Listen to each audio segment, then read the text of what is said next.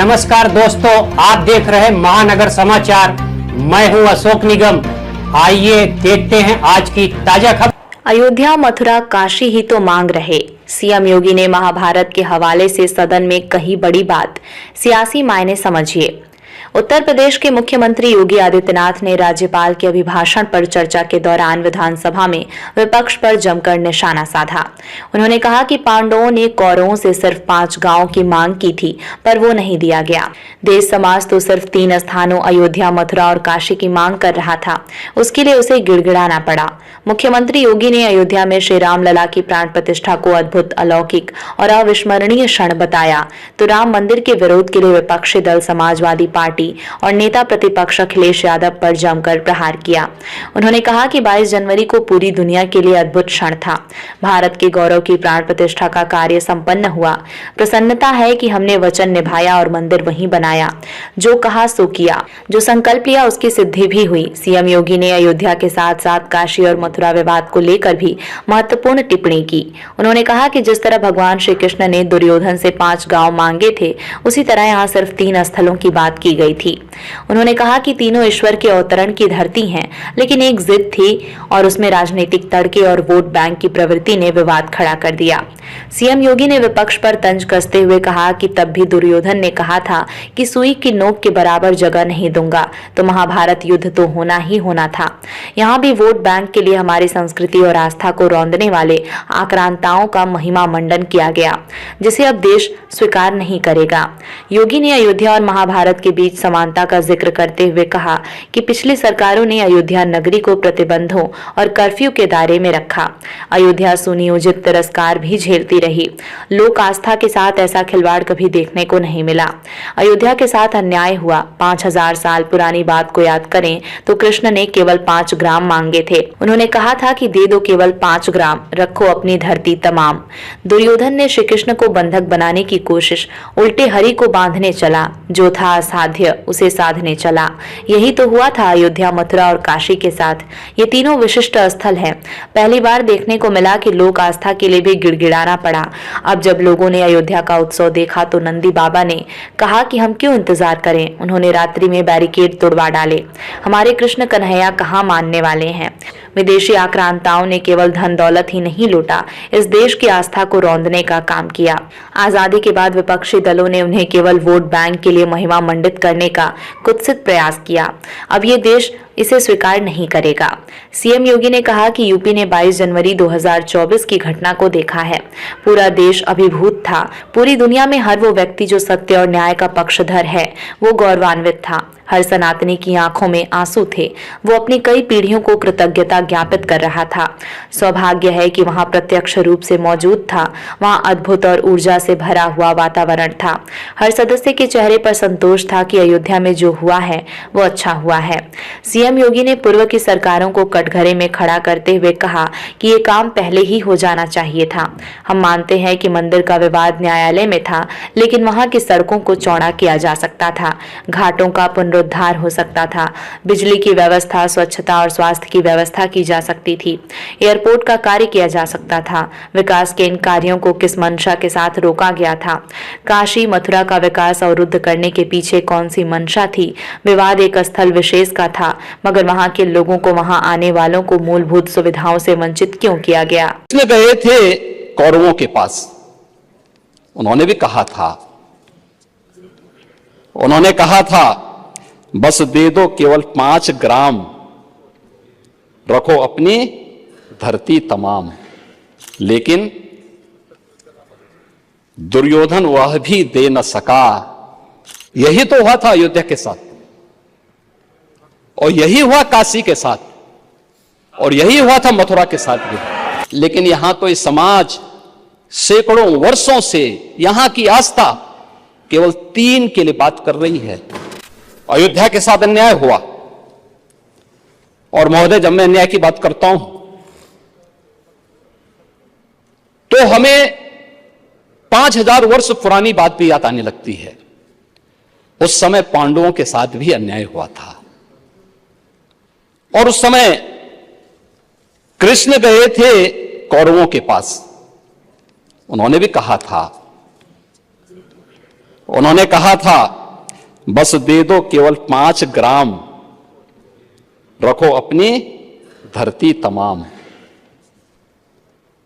हम वही खुशी से खाएंगे, परिजन पर हंसी न उठाएंगे। लेकिन दुर्योधन वह भी दे न सका, आशीष समाज की ले न सका।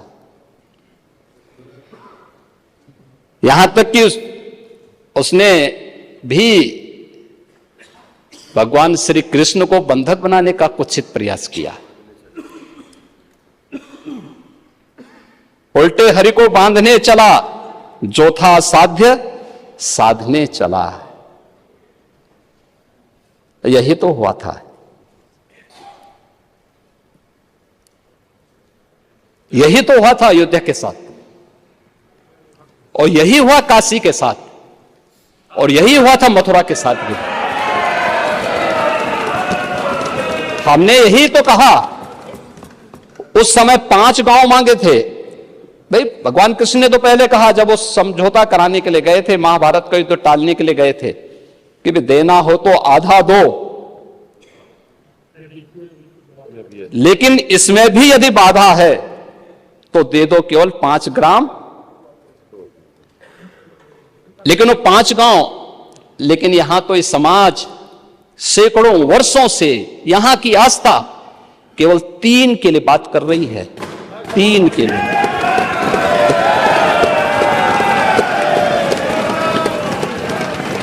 वो 3 के लिए भी इसलिए वे विशिष्ट स्थल हैं, वे सामान्य नहीं है। ईश्वर की अवतरण की धरती है, असामान्य नहीं है। और असामान्य यानी उसको एक सामान्य स्तर पर नहीं मान सकते, लेकिन एक जिद है, और उस जिद में जब राजनीतिक उसमें तड़का पड़ने लगता है और वोट बैंक बनाने की राजनीति होने लगती है, तो वहीं से फिर विवाद की स्थिति खड़ी होने लगती है। यानी लोक आस्था, भारत के अंदर लोक आस्था का अपमान हो, बहुसंख्यक समाज गिड़गिड़ाए, ये पहली बार देखने को मिला। दुनिया देख रही, स्वतंत्र भारत में काम पहले होना चाहिए था। 1947 में प्रारंभ होना चाहिए था, और उस आस्था के लिए बार बार गुहार लगाता रहा। हमने तो केवल 3 जगह मांगी, अन्य जगहों के बारे में कोई मुद्दा नहीं था। अयोध्या के लिए, और देखिए अयोध्या का उत्सव लोगों ने देखा तो नंदी बाबा ने भी कहा, भाई हम काहे इंतजार करें।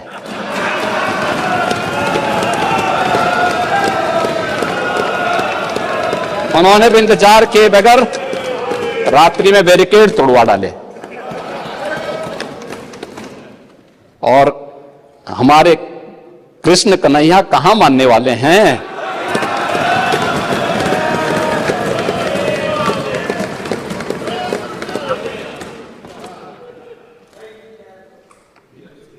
विदेशी आक्रांताओं ने केवल इस देश के अंदर धन दौलत ही नहीं लूटा था, इस देश की आस्था को भी रौंदने का काम किया था। दुर्भाग्य है, आजादी के बाद उन विदेशी आक्रांताओं को महिमामंडित करने के कुत्सित प्रयास हुए अपने वोट बैंक के लिए, अपने वोट बैंक के लिए। भारत का हर नागरिक, मुझे बहुत अच्छा लगा, मैंने एक दिन सुप्रीम कोर्ट की एक अधिवक्ता,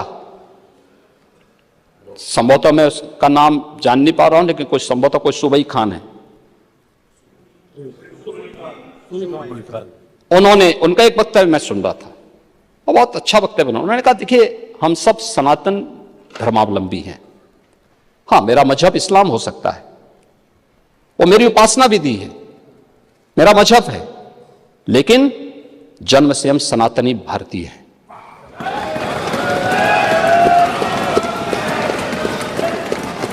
ये बोलने में संकोच क्या, लेकिन यहां तो अपनी पहचान को और भारत की पहचान को ही समाप्त किया जाता है।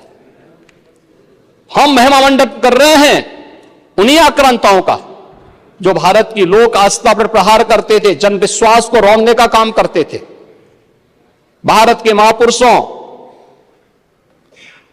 भारत के वीर सेनानियों, भारत के आराध्य देवों को अपमानित करते थे, जिनके खिलाफ हमारे वीर सेनानी लड़े थे, महापुरुष लड़े थे।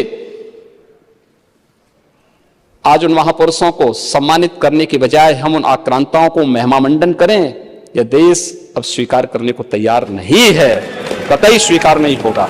दुर्योधन ने कहा था, सुच्याग्रम नेवतास्यामी बिना युद्धेन केशव, यानी सुई की नोक के बराबर भी जमीन नहीं दूंगा मैं, एक कृष्ण युद्ध के बगैर नहीं दूंगा। तो महाभारत का युद्ध तो होना ही होना था।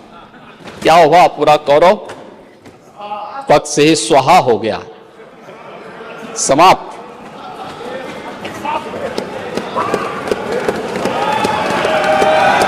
और याद करना,